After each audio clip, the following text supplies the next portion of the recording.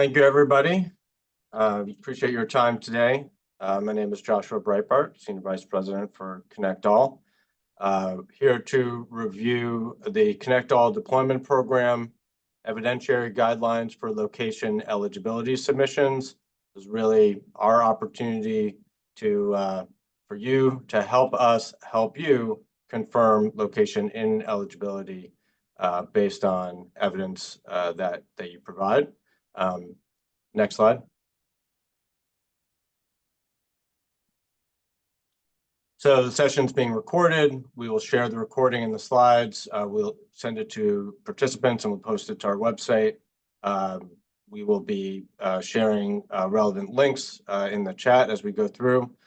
Please use the Zoom Q&A function to share any questions you might have. We will try to respond to some if we have ready answers or clarifications in the Zoom. If not, or if you want to follow up with an email to us at connectalldeployment@esd.ny.gov, we will respond and post answers.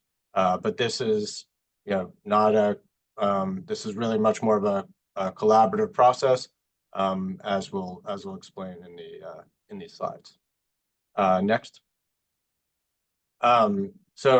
As many of you are familiar with, this is the ConnectALL deployment program with funding from the Broadband Equity Access and Deployment Program, making grants with approximately $644 million of federal funding. And we're currently focused on 65,619 unserved and underserved locations. You may notice that number has changed. In part because of enforceable commitments. We're continuing to review evidence that we've already received about locations. And again, in looking at what we've received was one of the reasons we wanted to have this session here today. Next slide. Also just want to acknowledge the collaboration that we've had and the work that has gone into this process over the past 2 years.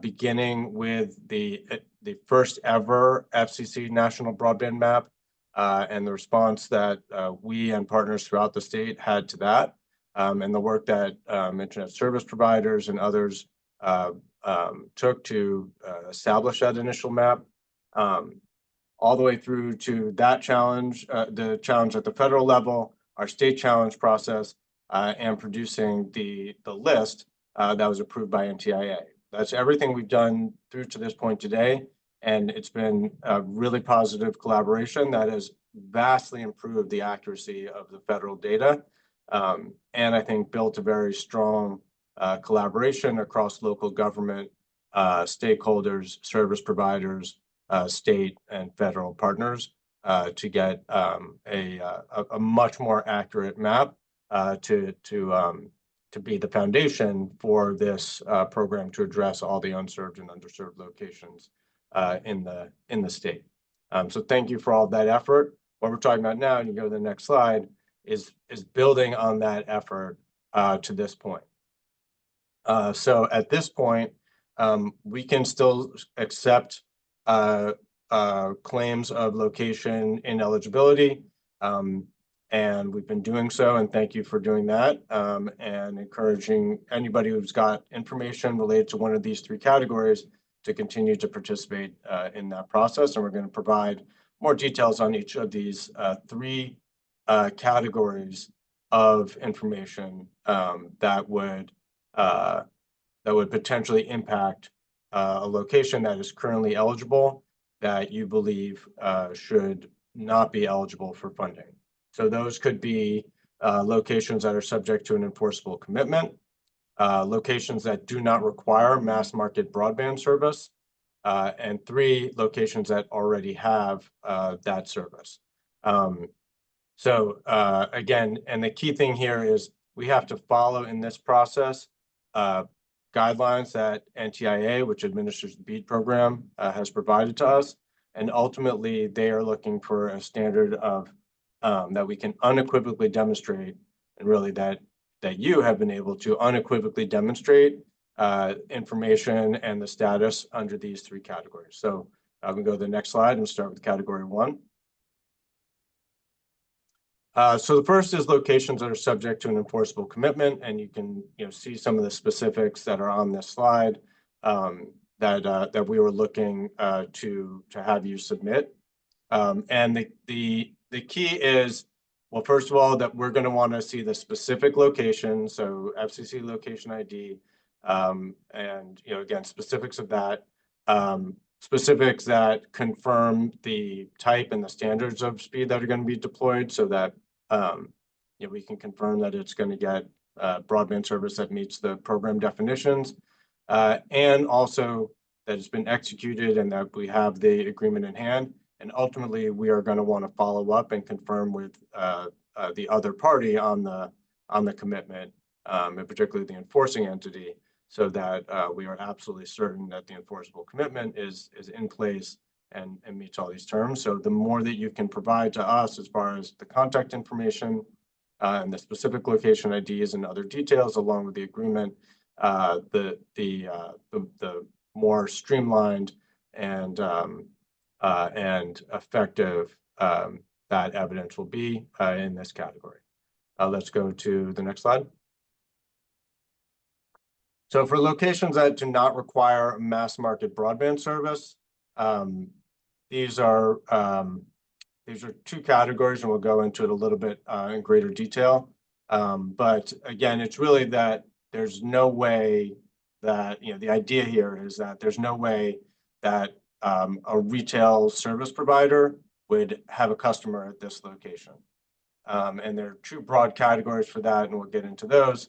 But what we're looking for is an NTIA reason code that we'll go through, a narrative explanation that gives us a little bit more context, and then ideally also that if it's location-based, also that information has been challenged at the FCC level. If it's something that shouldn't even be a location, we'd be looking for that a fabric challenge has already been submitted at the federal level, and so we'd want to see that challenge ID.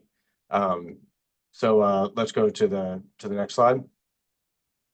So for locations that should not have any broadband connection, so the most obvious one is if there isn't actually a building there, either it's been demolished, or it's not habitable, or it's not, it's a support structure like a barn or a garage that's not getting a separate service.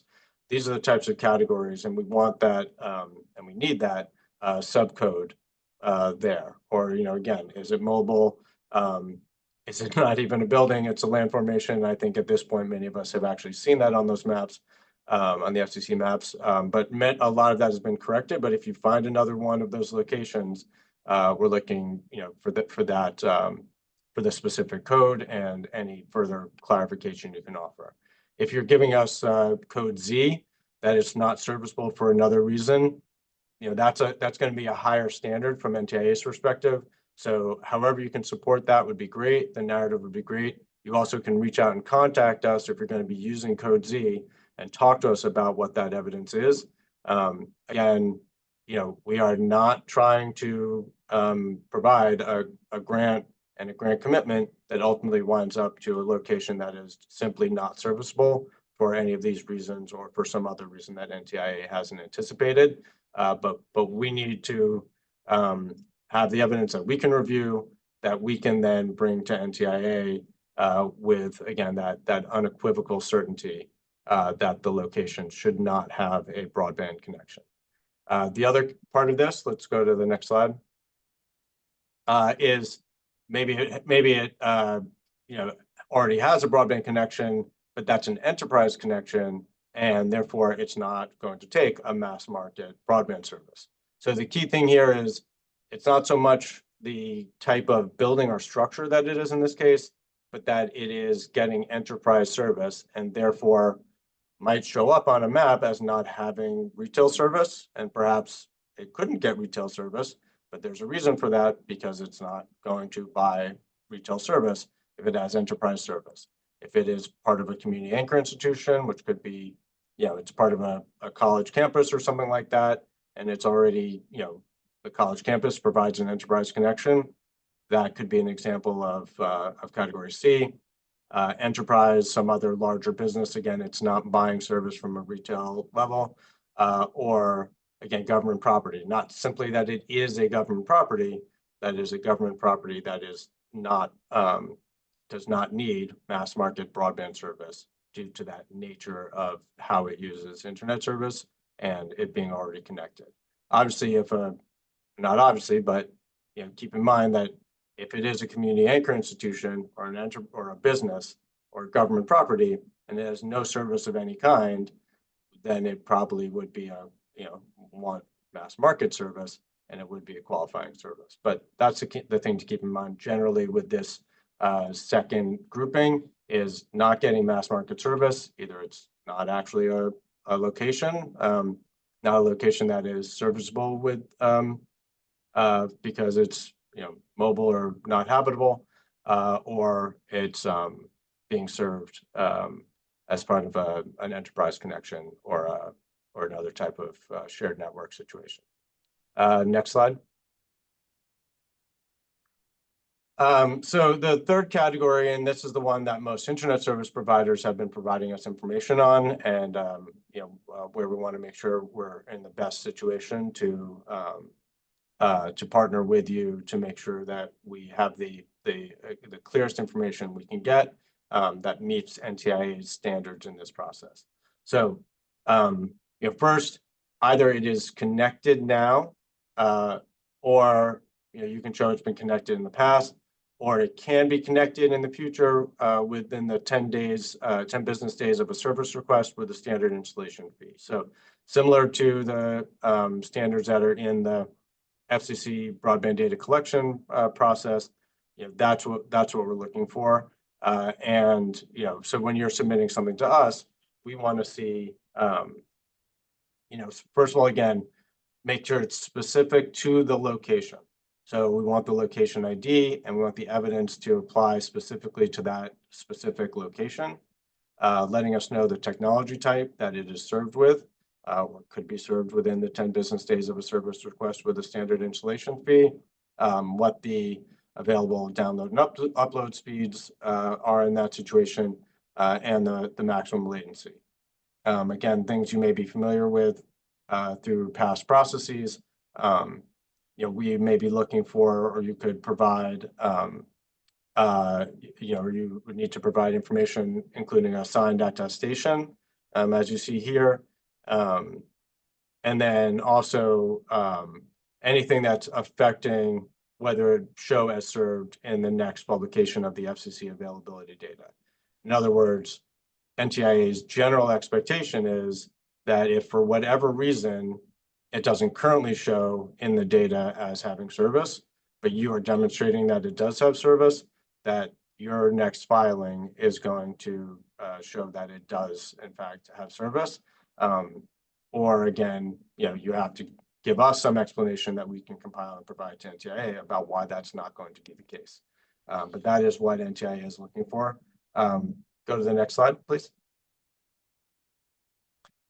So again, the additional evidence that must be submitted. So the attestation, the specific information on location, technology, speed, latency, things related to the broadband data collection filing at the FCC, and then the additional supporting evidence. Perhaps that you have an existing subscription, a subscriber, so a customer invoice, screenshot of a customer account dashboard. Please redact any personal identifiable information, but we do need to see the specific address, again, who's the provider, technology type, and the speed tier of the service. If you're providing a network diagram or a map showing the infrastructure that serves the location, again, with the FCC standard, the 500-foot buffer can generally be assumed to apply. But if it's further than 500 feet, then give us the information that shows why you think it, or why you believe and are certain unequivocally that you still could connect that location within 10 business days. But but also make sure that we can read the network diagram of the infrastructure. So label the addresses, the location IDs, indicate again the technology type. The more that we have to review it and try and figure out what's going on in that network diagram, the more equivocal the information is, and the less we're in a position to bring it forward to NTIA. If you have shapefiles, again, network technology type, signed attestation, referring to the specific locations. Some other, if it's a screenshot of your customer-facing website showing that you're offering service, that's not an NTIA sanctioned evidence type. So you want to show us how it got into that. How do you know, what did you review to make sure that that is the correct information that you're putting into that customer-facing website. So include that information in what you send to us.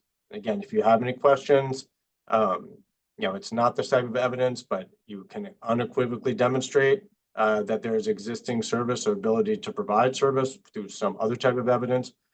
Reach out to us to talk it through, to share, to explain what you're going to be providing. Don't just drown us in information that might not fit the NTIA standards, because again, that's not going to support this effort to get to a proper outcome. Next slide. So you can see the timeline, but also just to clarify, this is a parallel process to the request for application. So it's one of the reasons, again, we can have back and forth exchange of information on this. We will not be doing that with respect to the application, any applications, the application process, the application itself. But for this location eligibility data gathering process, again, it's happening in parallel. Please contact us. Please use the form, provide the information that we've prescribed, that NTIA has prescribed, that we've communicated, and we will progress through that. The sooner you can get us that information, the better off it will be. We all want to get to the most accurate map possible, and the sooner we can do that, the better an outcome we will have for the entire state and for everybody who's participating in this program or that is currently out there providing internet service or looking to become a customer of service. Everybody will be assisted by this process, and the sooner you can get us that information, the sooner you can communicate to us that what the location list is and the evidence that you're gathering, again, the better off this will be. And then in parallel, again, we will be going through our process of preparing our final proposal to submit to NTIA by the July 25th deadline, and there will be a public comment period. Please don't wait to that public comment period to raise questions about any individual location. That location list is there for you to review now and provide any information you have at this stage in the process as early as you can. And thank you again to everybody who has done that already. And again, for the effort of everything that we've done to get to this stage, and appreciate your focused partnership on getting to the next part of the process. Next slide, I think, is just for questions. Do we have anything in the, I don't see anything in the Q&A process. I see somebody with a hand raised. Is that a question, Mick? You can put it in the Q&A. Hold on.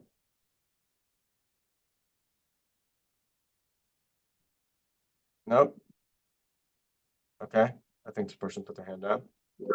Didn't mean to discourage. Again, I understand if you want to email us your questions.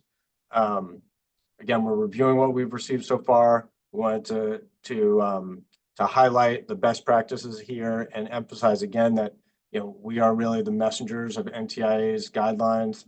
We have to review it. We have to be have that certainty, and then bring it forward to NTIA consistent with their guidelines, so that we have a comprehensive plan and proposal in our final proposal to address all of the locations that we've identified on the list that NTIA approved, including any evidence that addresses this. the current conditions there. So I want to, in closing, thank NTIA for the continued partnership, for the guidance, for coordinating, all of these processes, providing guidance, making this work across the entire country. Thank everybody who's participated in our process. Thank the ConnectALL team, our consulting team, our engineering team that has been reviewing the information that we have. And again, thank all of you for your time today. And I encourage you to reach out to us if you have any questions or if you, are planning to submit any further location eligibility information. We'll be sharing these slides and this recording, and I look forward to hearing from you. Thank you, everybody. And we'll, oh wait, we did get one question. I don't know if this is something. Oh, thank you, Michael. Thank you, everybody. I appreciate all your work. I know that, many of you are busy day to day making sure that people get service. I appreciate you taking the time to review the process. So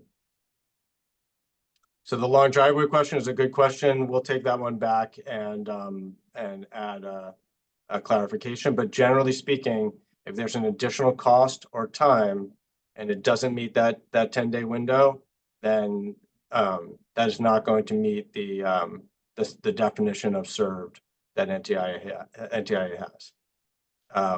But again, if there's a question there or a specific instance, please share that information with us. It does not, hurt the process, and it helps us to have greater clarification of the specifics of any one of these locations.